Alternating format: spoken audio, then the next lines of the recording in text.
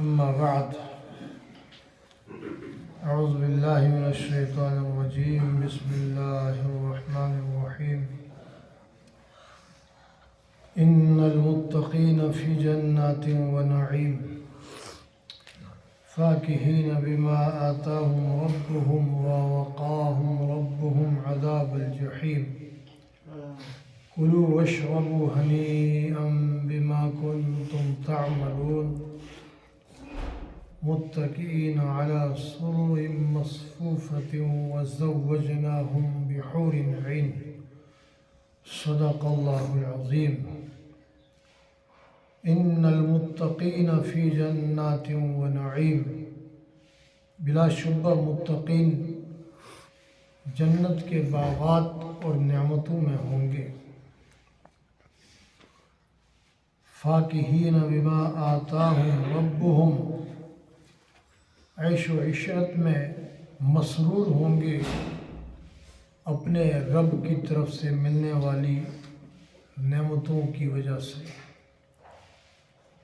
وَوَقَاهُمْ رَبُّهُمْ عَذَابَ الْجَحِيمِ، اور ان کا رب انہیں جہنم کے عذاب سے بھی محفوظ رکھے گا. کُلُوا وَاشْرَبُوا ہَنِیئًا، اور ان سے یوں کہا جائے گا کھاؤ پیو، عیش اڑاؤ با فراغت، کھلا واضح. بما کنتم تعملون، اور یہ تمہارے اعمال کا صلہ ہے. متکئین علی سرر مصفوفہ، وہ برابر اور آمنے سامنے لگے ہوئے تختوں پر تکیے لگائے ہوئے آرام کر رہے ہوں گے. وَزَوَّجْنَاهُمْ بِحُورٍ عِينٍ، اللہ کریم فرماتے ہیں پھر ہم ان کی موٹی موٹی آنکھوں والی گوئی خوبصورت حوروں سے شادیاں کرا دیں گے.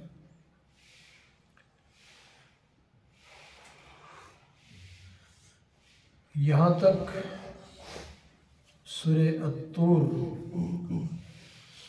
27ویں سپارے قال فما خطبکم کی 20 آیات پڑھی گئی ہیں. ان تلاوت کردہ آیات سے قبل کی آیات میں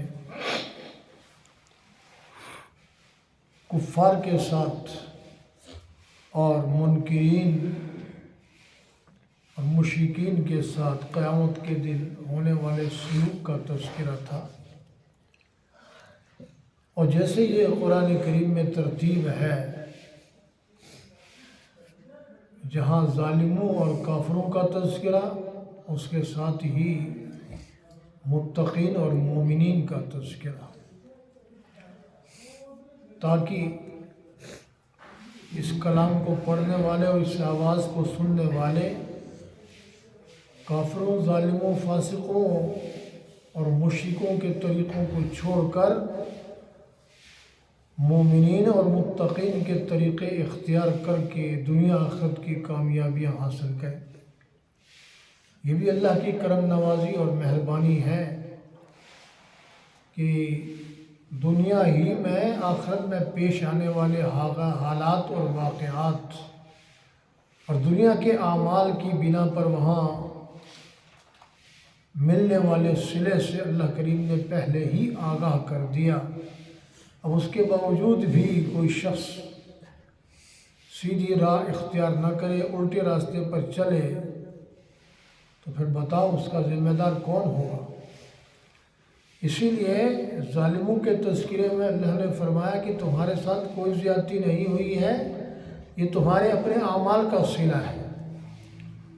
ایسے ہی متقین کے لیے جنت کی اعلیٰ اور لاجواب عمدہ نعمتوں کے تذکرے کے بعد اللہ نے فرمایا تاکہ ان کو اپنے اعمال پر خوشی ہو، یہ تمہارے اپنے اعمال کا صلہ ہے. ان المتقین فی جنات و نعیم، تو متقین کو جنت کے باغات اور جنت کے محلات اور دو چار نہیں نعمتوں کی بہتات ہوگی. بے حد و حساب نعمتیں ہوں گی، نہ ختم ہونے والی. بے شمار نعمتیں اللہ کریم جنتیوں کو متقین کو عطا فرمائیں گے۔ اور اللہ کریم نے فرمایا فاکہین بما آتاہم ربہم، تو وہ متقین جو جنت میں عیش و آرام میں مسرور ہوں گے، اپنے رب کی ملنے والی، رب کی طرف سے ملنے والی ان نعمتوں پر وہ چین سکون و عشرت کی زندگی گزار رہے ہوں گے، مزے لوٹ رہے ہوں گے۔ اب دیکھو، جب کہ ظالم اور منکر جہنم کے عذاب میں تڑپ اور ترس رہے ہوں گے، وہ بھی ان کے اپنے اعمال کا صلہ ہے، اور جنہوں نے اللہ کی مرضیات کو اپنا کر اللہ کے احکام پر عمل کیا، وہ ایسی چین سکون اور عشرت کی زندگی گزاریں گے جس کا کوئی جواب نہیں۔ فاکہین بما آتاہم ربہم، ان کے پروردگار کی طرف سے ملنے والی نعمتوں پر وہ مسرور ہوں گے۔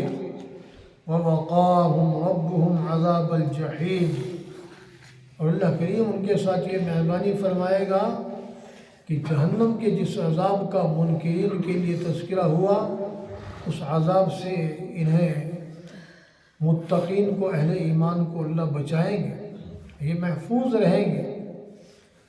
تو یہ متقین اور اہل ایمان جو جنت والے ہوں گے، یہ جہنم کی بو اور جہنم کے دھوئیں سے بھی محفوظ رہیں گے۔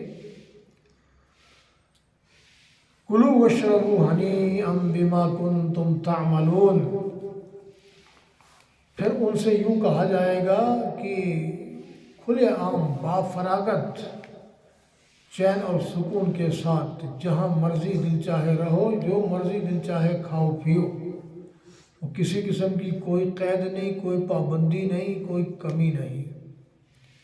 اتنی نعمتیں کہ ایک جنتی کی جنت کی نعمتوں کو ساری دنیا استعمال کرے، ان میں ذرہ بھر کمی نہیں آتی، اتنی کثرت نعمتوں کی۔ اور کلوا واشربوا ہنیئا، یہ ایسا کھلا کھانا پینا ہے، یہاں دنیا میں آدمی 2 لقمے فالتو کھاتا ہے تو پیٹ میں درد ہو جاتا ہے، پیچس ہو جاتی ہے، دوائی کھانی پڑتی، تکلیف ہوتی ہے۔ وہاں 40 سال کھاتا رہے گا، نہ اس کے پیٹ پر بوجھ ہوگا، نہ کسی قسم کی کوئی زحمت ہوگی، نہ کلفت ہوگی۔ 70 سال مسلسل کھاتا پیتا رہے گا، اسے کوئی تکلیف نہیں ہوگی، کوئی بوجھ محسوس نہیں ہوگا۔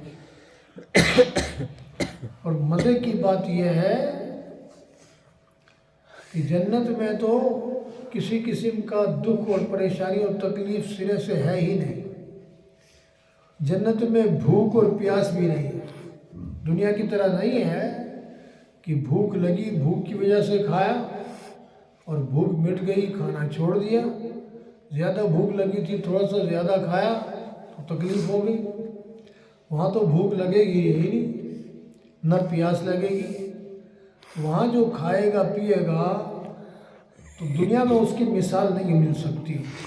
آپ اس کی مثال اپنے سمجھانے کے لیے، حالانکہ یہ مثال کچھ بھی نہیں، کوئی حیثیت نہیں رکھتی اس کے ساتھ، اپنے سمجھانے کے لیے آپ یوں کہہ سکتے ہیں، آپ کسی تقریب میں، اعلیٰ تقریب میں عمدہ کھانے کھاتے ہیں، کھانے کے بعد پھر وہ اضافی تفریح کے طور پر آپ اس میں کولڈ ڈرنک ٹھنڈا بھی پیتے ہیں، اور پھر قہوہ یا سبز چائے پی لیتے ہیں۔ تو یہ اضافی تفریحی چیزیں ہیں، حالانکہ آپ کو کھانے پینے کی ضرورت نہیں ہے۔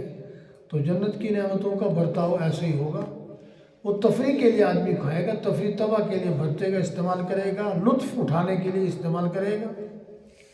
اب یہ تو ان چیزوں کے بھرتنے والے ہی جانتے ہیں، یہ جو نشے کرتے ہیں، سگریٹ وغیرہ پیتے ہیں، نسوار رکھتے ہیں، کہ یہ بھوک پیاس مٹانے کے لیے تو نہیں ہوتی، یہ تفریح طبع ہے یا نشہ ہے یا جو بھی آپ اس کو کہیں، تو یہ اضافی چیزیں ہیں۔ تو ایسے ہی جنت میں جتنی نعمتیں یہ استعمال کرے گا، یہ صرف لطف اندوزی کے لیے اور تفریح طبع کے لیے اور خوشگواری کے لیے۔ ان چیزوں کے استعمال کرنے سے اس کی تفریح میں، اس کی خوشی میں اور اس کی لطف اندوزی میں اور اضافہ ہوتا چلا جائے گا۔ اور اسی طرح جس طرح دنیا میں دیگر ضروریات ہیں، بیوی بچوں کی ضروریات ہیں، وہاں جو بیویاں اور اس کے جوڑے ہوں گے وہ دنیا کی ضروریات کی طرح نہیں ہے، وہ بھی صرف تفریح کے لیے، لطف اندوزی کے لیے وہ نعمتیں اللہ نے عطا فرمائی۔ اور وہاں کی تفریح اور وہاں کا لطف بھی ایسا عمدہ اور لاجواب اور بے مثال ہوگا کہ دنیا کی مثال اس کے لیے کوئی حیثیت نہیں رکھتی۔ تو وہاں کی ہر چیز بے مثال ہے، وہاں کا ہر کام لاجواب ہے اور ہر کام با کمال ہے۔ تو پھر اللہ اسے یوں فرمائیں گے کلوا واشربوا ہنیئا بما کنتم تعملون۔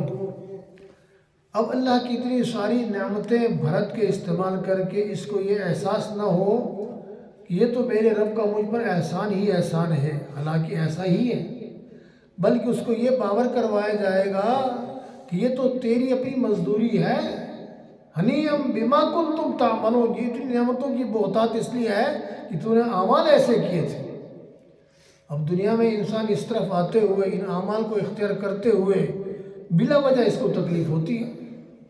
اب قرآن کریم پڑھنا، بھئی قرآن کریم کے مقابلے میں دنیا کے بیہودہ کام خرچے کر کے کرے گا، قرآن کی طرف نہیں آئے گا۔ نماز پڑھنے کے مقابلے میں خرچے کر کے تکلیف اٹھا کر دنیا کے بیہودہ کام کرے گا، نماز کی طرف نہیں آئے گا۔ اب وہاں جائے گا تو پھر ان چیزوں کی قدر و قیمت کا پتہ چلے گا۔ جہنم کا عذاب کیا ہے؟ بما کنتم تعملون، تیرے اعمال کا صلہ ہے۔ تو جنت کی یہ بے بہا نعمتیں کیا ہیں؟ یہ بھی تیرے اعمال کا صلہ ہے۔ اس لیے یہ موقع ہے کمائی کا۔ اس وقت دنیا کی زندگی ہے، صحت ہے، تندرستی ہے، آدمی کر سکتا ہے، تو ان اعمال کے لیے سب کچھ قربان کر دینا چاہیے تاکہ کلوا واشربوا ہنیئا بما کنتم تعملون، تمہارے اعمال کا صلہ جنت کی اعلیٰ نعمتوں کی شکل میں تمہیں مل جائے۔ متکئین علی سرر مصفوفہ، پھر وہ جنت میں جو بیٹھے ہوں گے آمنے سامنے، برابر برابر تخت لگے ہوئے ہوں گے، وہ تختوں پر متکئین، تکیوں کے ساتھ ٹیک لگائے ہوئے، یعنی عیش و آرام اور بیٹھنے کی ان کی جو بہترین شکل و صورت ہو سکتی ہے، اپنی مرضی سے اس طرح بیٹھیں گے۔ وَزَوَّجْنَاهُمْ بِحُورٍ عِينٍ، اور موٹی موٹی خوبصورت آنکھوں والی ان کے حسن و جمال کا دنیا میں کیا تذکرہ ہو سکتا ہے؟ وہ دوپٹہ لہرائیں تو سورج چھپ جائے، کڑوے سمندر میں تھوک دیں تو شہد سے زیادہ میٹھا ہو جائے، اور جو ان کا خاوند ہوگا جس کو تجھے وہ حوریں ملیں گی، 70 جوڑے کپڑے کے اندر اس کا جسم تجھے نظر آئے گا، کسی اور کو نہیں نظر آئے گا، اور جسم کے اندر اس کا دل تجھے نظر آئے گا، دل کے اندر تیری محبت نظر آ جائے گی۔ ایسی حوریں اللہ تجھے عطا فرمائے گا دنیا کے ان اعمال کے صلے میں۔ باقی گفتگو انشاءاللہ آئندہ اللہ کریم سمجھنے عمل کرنے کی توفیق عطا فرمائے۔